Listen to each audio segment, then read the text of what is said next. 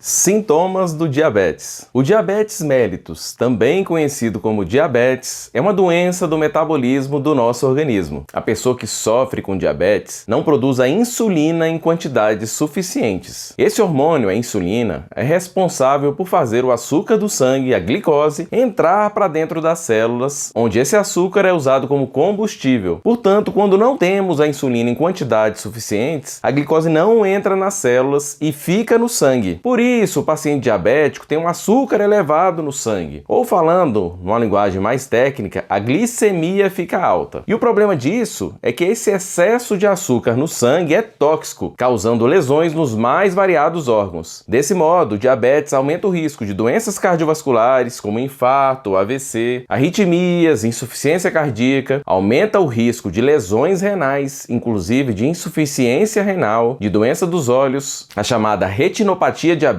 e muitos outros problemas, como na circulação, na cicatrização. Lembrando que se estima que cerca de 13 milhões de brasileiros seriam diabéticos e quase metade dessas pessoas não sabem que têm a doença. Por isso hoje quero te falar quais são os sintomas causados pelo diabetes, para que você fique atento e procure ajuda médica caso sinta algum deles. Meu nome é Diogo Calil, sou médico cardiologista e quero te ajudar a cuidar melhor da sua saúde. E eu já vou te pedir para você curtir agora mesmo o vídeo e compartilhar também nas suas redes sociais e grupos de WhatsApp, para que mais pessoas tenham a saúde melhor.